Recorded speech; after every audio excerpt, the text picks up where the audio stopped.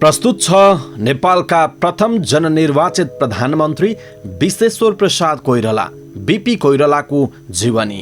मुलुक गरिब छ, हाम्रो मुलुक किसान छ, जसले किसानको भलाइ गर्दछ, हलो जोत्ने मान्छेको भलाइ गर्छ, जसले गाउँलाई सिँगार्छ, गाउँमा बस्ने मानिसहरूलाई को भलाइ गर्छ, त्यही समाजवादी हो।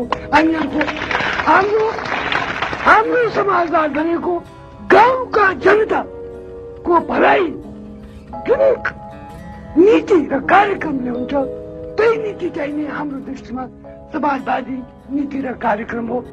स्वर्गीय विश्वेश्वर प्रसाद कोइराला नेपालका प्रथम जननिर्वाचित प्रधानमन्त्री तथा नेपाली हिन्दी भाषाका साहित्यकार थिए। बीपी कोइरालाको जन्म विक्रम सम्वत 1971 साल भदौ 24 गति भारतको बनारसमा पिता कृष्ण प्रसाद कोइराला एवं माता दिव्या कोइरालाको कोखबाट भएको हो। भारतीय स्वतन्त्रता आन्दोलनका प्रमुख केन्द्र बनारस, पटना, कोलकातामा उनको लालन पालन र शिक्षा भएको थियो।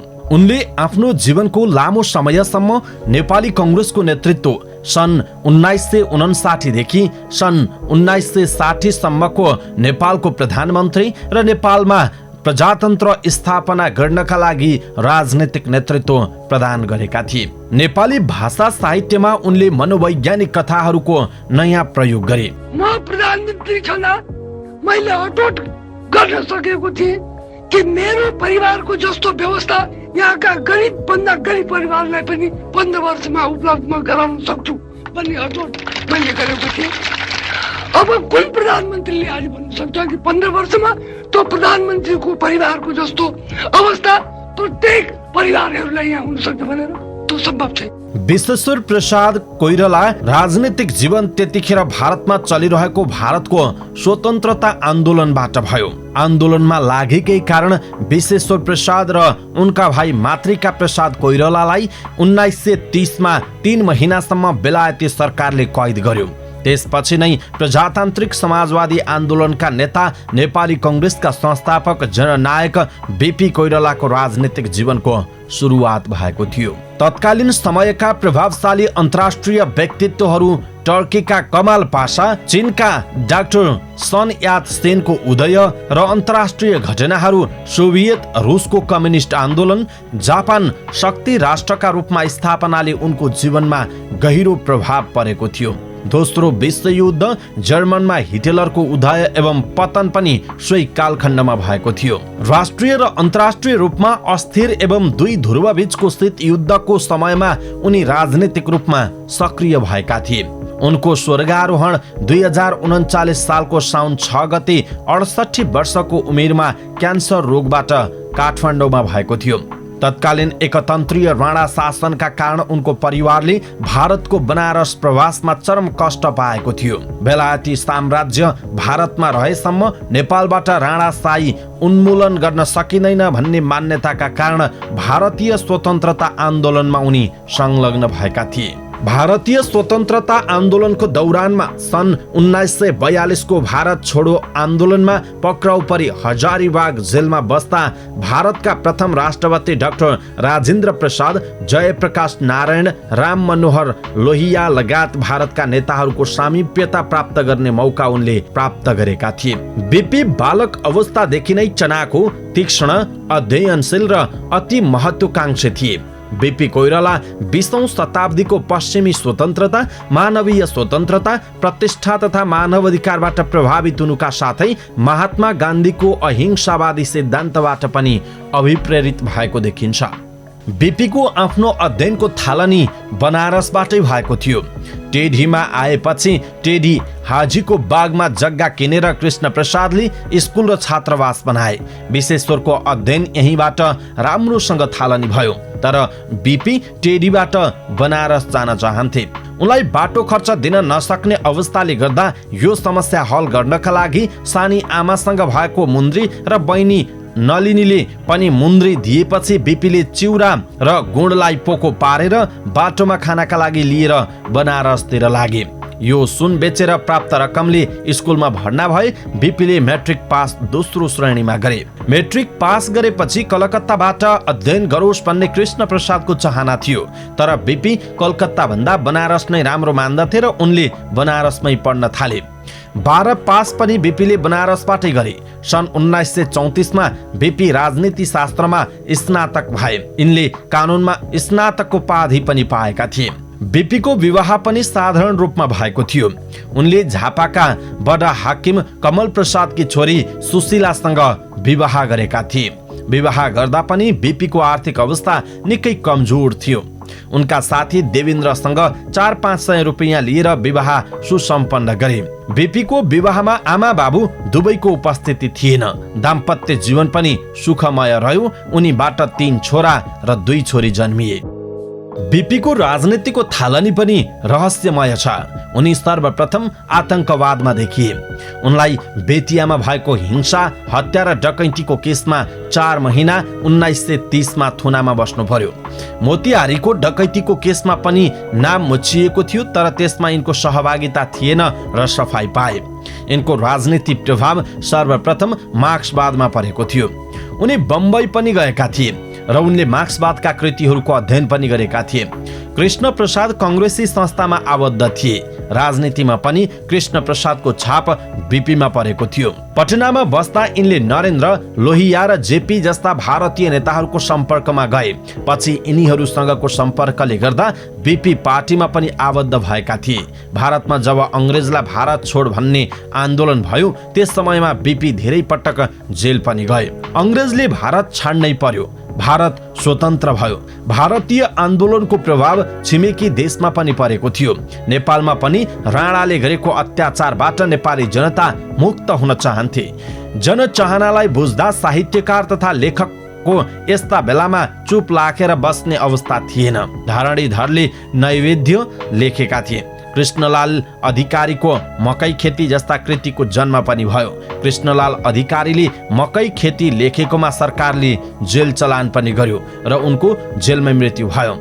यी मात्र नभएर यीभन्दा पनि पहिला राणा धपाउ भन्ने अभियान नभएको होइन, तर यिनलाई राणाहरूले निर्मम तरिकाले दबाएका थिए। 1993 जेठको 22 गते नेपाली जनताले मुक्तिको लागि प्रजा परिषद नामक संस्था खोले। यसमाथि पनि राणाहरूको कडा निगरानी रहेको थियो। यो मर्म बीपीलाई थाहा भयो। उनले संगठनको महसुस गरेर पटनाबाट निस्कने पत्रिका सर्च लाइट नेपालमा प्रजातन्त्र ल्याउनका लागि इच्छुक व्यक्ति मेरो सम्पर्कमा आउनु भनी समाचार छपाउने काम गरे। यो समाचारले इच्छुक नेपालीहरू बीपी को नजिक पुग्न थाले। बनारसमा तदर्थ समिति खोल्ने तय भयो। सुब्बा देवी प्रसादको अध्यक्षतामा उपाध्यक्ष बालचन्द्र शर्मा र बीपी संयोजक रहने गरी तदर्थ समिति गठन गरियो। भारतमा नेपालमा प्रजातन्त्र ल्याउनका लागि एउटा संस्थाको जन्म भयो। यो तदर्थ समितिले भारतका कुना काप्चामा रहेका नेपालीहरूलाई यो सन्देश दिँदै भेट्ने काम पनि भयो। यसै समयमा गणेश मानजीको र बीपीको भेटवार्ताहरू पनि भयो। यो तदर्थ समितिले कलकत्ताको भवानीपुरमा बृहत सभाको आयोजना गरेर सञ्चालक समितिको चयन गर्ने काम गर्यो। 13 सदस्य रहेको समितिको सभापतिमा टङ्क प्रसाद आचार्यले सम्हालेका थिए। राष्ट्रिय कांग्रेस भनेर पार्टीको नामाकरण गरियो। नेपालमा मजदुर आन्दोलन पनि भयो। यस आन्दोलनमा पनि बीपी गिरफ्तार हुनुभयो। एकातिर देशको आन्दोलनलाई अगाडि बढाउनु थियो भने अर्कोतिर पार्टीमा पनि तनाव थियो। पार्टी पनि विभाजित भयो। बीपीले एक पार्टीको नेतृत्व लिनुभयो भने अर्को पार्टीको नेतृत्व दिल्ली रमण रेग्मीले। देशमा प्रधानमन्त्री बन्ने होडमा रहेका राणाहरू पनि पद्म शमशेरले मन्त्री परिषद त्यागेर मोहन शमशेरले प्रधानमन्त्री भए। एक त राणाहरू एबीसी वर्गमा विभाजित थिए। सुवर्ण शमशेरलाई जुद्ध शमशेरले निकालेका थिए। सुवर्ण शमशेरले नेपाल प्रजातन्त्र कांग्रेसको स्थापनाको रूपमा नेतृत्व लिए।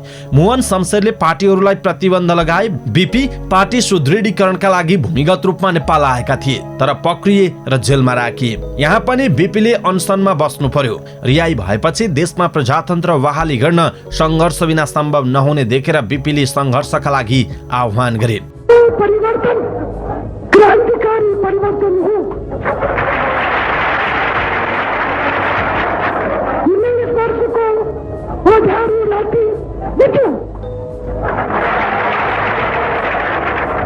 अब हामी नयाँ युगमा प्रारम्भ गरेका छौँ। त्यो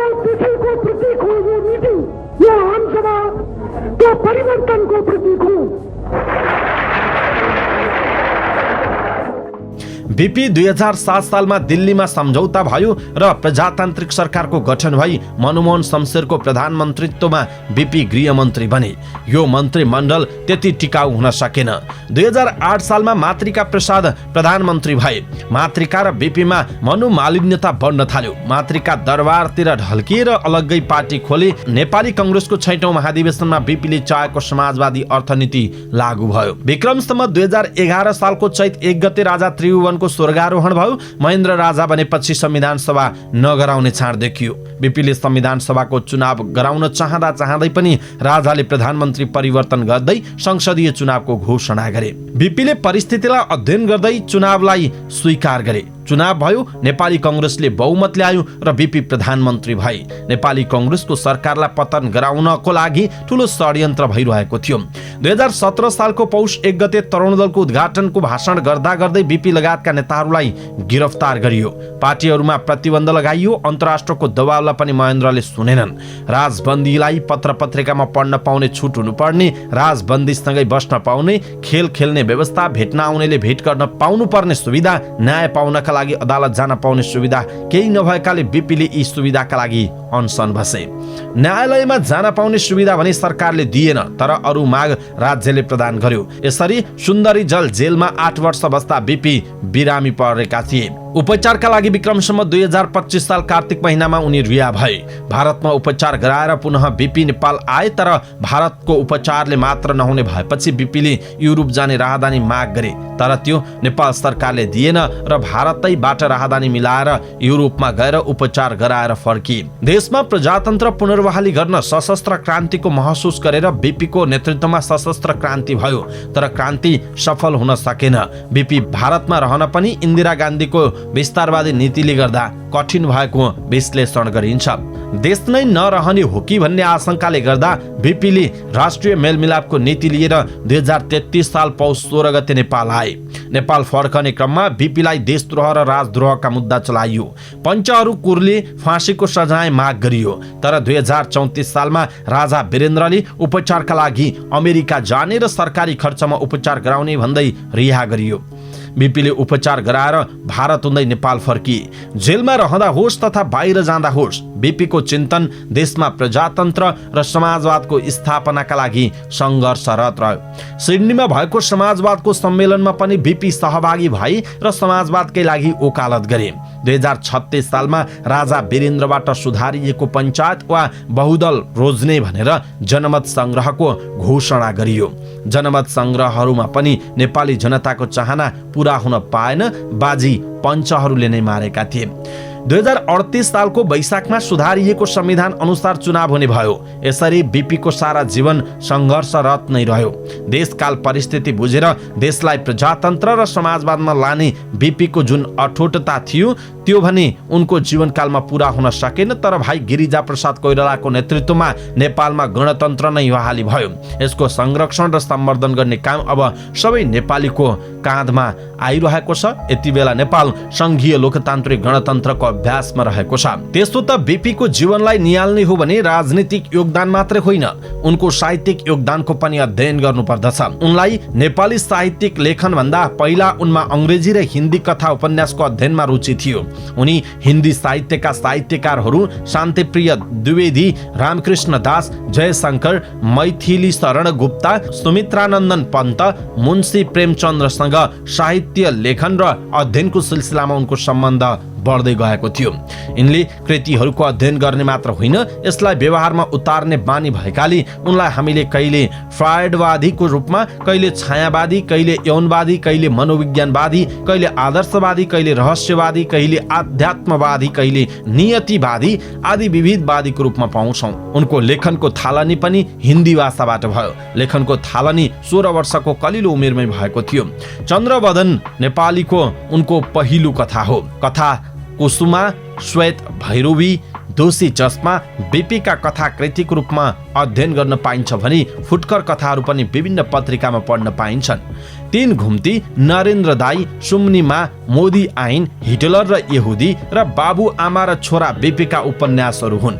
यी उपन्यास बाहेक बीपीले आफ्नो कथा, जेल जर्नल, आत्मवृत्तान्त आदिका अमूल्य कृतिहरू हामीलाई छोडेर गएका छन्। उनी कवि, निबन्धकार, कथाकार, उपन्यासकार मात्र नभई उनी एक दार्शनिक पनि हुन्। बीपी यो देशका वरिष्ठ साहित्यकार मात्र नभएर मूर्धन्य राजनेता पनि हुन्। त्यसो हुँदा यो देशले बीपीबाट प्रजातान्त्रिक समाजवादको दर्शन पाएको छ। आजको नेपाली कांग्रेसले यही दर्शन अवलम्बन गरेर कांग्रेसको नेतृत्वमा दुईवटा शान्तिप्रिय आन्दोलन परिचालन गरेर सफलता हासिल गरेको छ। 2046 सालको क्रान्ति सफल बनाएर संविधान दिन सफल भयो। यो संविधानमा पनि राजाको शक्ति नै बलियो नै रहेछ र दोस्रो जनआन्दोलन पनि नेपाली कांग्रेसकै नेतृत्व बीपीका भाइ गिरिजा प्रसाद कोइरालाको नेतृत्वमा सञ्चालन गरेर देशमा प्रजातन्त्र मात्र नभई गणतन्त्र बहाली गराएको छ। नेपाली साहित्यको भण्डारमा बीपीका यी गहन सारगर्भित कृतिहरूले कोसे ढुङ्गा थपेर गएको छ। उनको कलम साहित्यिक क्षेत्रमा अद्वितीय रूपमा चलेको छ। आज उनका अनुयायीहरूले बीपीले दिएको मार्गदर्शनलाई सही रूपमा व्यवहारमा उतार्न सके मात्र बीपी प्रतिको सच्चा आधार भाव सम्मान हुनेछ। होइन, असललाई त हामीले गर्नैपर्छ। हामीहरूले नेपालको एक्जिस्टेन्सै कुनै पनि असललाई गर्नुपर्ने छ। फेरि त्यसको लागि तर यो असंलग्न हामीहरू जो गरेको छौँ नि, अहिलेको चाहिँ कुनै पोजिटिभ भएको छैन। मेरो त्यो भनेको छ नि, कस्तो छ भनेदेखि इन्डियालाई केही कन्सिड गर्ने बित्तिकै हामीले चिनलाई कन्सिड गरिदिनुपर्छ। इन्डियासँग कुरा गर्ने बित्तिकै चिन तर्स्यो होला भने फेरि एउटा डेलिगेसन, त्यो त कुनै इन्डिपेन्डेन्ट कन्ट्रीको जस्तो भएन नि। त हामीहरू असंलग्न त रियलाइज छ हामीले गर्नुपर्छ। हामीले हामीले यो कुरो ठिक गर्छ, यो कुरो ठिक छ, चिनलाई खोजी पार्ने हो कि इन्डियालाई खोजी पार्ने हो, त्यस किसिमबाट हामीले गरिरहेछौँ। त्यो चाहिँ मलाई के लाग्दैछ भनेदेखि असंलग्न चाहिँ नि पोलिसी विकनेसको एक्सप्रेसन जस्तो भइरहेछ। पोजिटिभ चाहिँ नि हामीहरूको पोलिसी भएको छ। साहित्यिक योगदान प्रसिद्ध राजनीतिज्ञ, प्रजातान्त्रिक समाजवादका चिन्तक एवं प्रयोक्ता बीपी कोइराला स्वतन्त्र रूपमा उत्कृष्ट साहित्य सृजना गरेर नेपाली वाङ्मयमा नयाँ चिन्तन, नयाँ आयाम, नयाँ परम्परा र नयाँ शैली दिएर सदाका निम्ति अमर बनेका छन्। नेपाली भाषा साहित्यमा उनले मनोवैज्ञानिक कथाहरूको नयाँ प्रयोग गरेका थिए। उनका नरेन्द्र दाई, तीन घुम्ती, बाबु आमा र छोरा, हिटलर र यहुदी, मोदी ऐन, सुम्निमा, दोषी चस्मा जस्ता धेरै पुस्तकहरू प्रख्यात पनि रहेका छन्। यसरी बीपी कोइरालाका विभिन्न भनाइहरू पनि चर्चित भएको हामी पाउन सक्छौं। उनले भनेका छन्, समालोचक हुन पर्याप्त ज्ञान र सिपको आवश्यकता पर्दछ। कसैको शिरमा कालो टोपी छ वा छैन भन्ने कुराले केही अर्थ राख्दैन। यथार्थमा संस्कृति भनेको मानवको व्यवहार हो भनेका छन्। म युनिभर्सल कल्चर, विश्व संस्कृतिमा विश्वास गर्दछु। साहित्यमा सम्राट पनि नाङ्गो हुन्छ। साहित्य सभ्यताको प्रतीक हो। संगीत र भावको सम्मिश्रणबाट जन्मिएको उच्चतम दर्शन नै साहित्य हो। धर्मको विरुद्धमा म पटक्कै छैन, छँदै छैन, तर सबैलाई थाहा छ म धर्मको अभ्यास गर्दिन।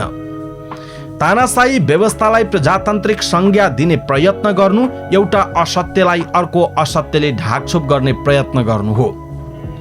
म कुनै आर्थिक विशेषज्ञ होइन, तर जुन विकासले ग्रामीण जनतालाई पछाडि छोडिदिन्छ त्यो विकास नै होइन।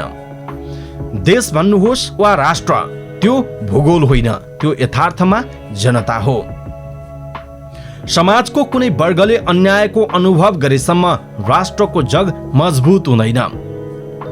हामीले आफ्ना विरोधीहरूलाई सिद्धान्तको आधारमा जित्नु पर्दछ। हाम्रो विरोध कटुताहीन र सैद्धान्तिक हुनुपर्छ, तर व्यक्तिगत हुनु हुँदैन।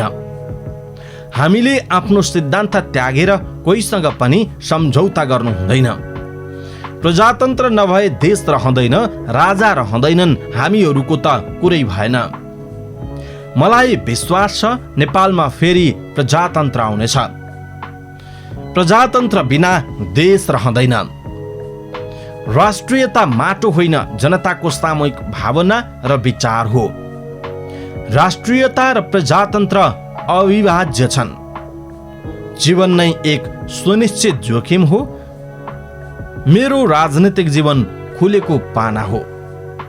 यी केही विश्वेश्वर प्रसाद कोइरालाका चर्चित भनाइहरू रहेका थिए। हामीले यहाँहरूलाई प्रस्तुत गर्यौं। कस्तो लाग्यो आजको यो प्रस्तुति? कृपया तलको कमेन्ट बक्समा कमेन्ट गर्नुहोला। विश्वेश्वर प्रसाद कोइरालालाई तपाईँ कसरी चिन्नुहुन्छ? उनको बारेमा पढेका, सुनेका, जानेका, देखेका कुराहरूप्रति तपाईँको धारणा के छ? तपाईँ विश्वेश्वर प्रसाद कोइरालालाई कसरी परिभाषित गर्नुहुन्छ, कस्तो लाग्छ, मनपर्छ के कुरा मनपर्छ, मन पर्दैन के कुरा मन पर्दैन, त्यो कुराहरू तलको कमेन्ट बक्समा कमेन्ट गरिदिनुहोला। अर्को भिडियोमा हाम्रो भेट फेरि हुनेछ। तपाईँ समाचारपाटी.com हेर्दै गर्नुहोस्। नमस्कार।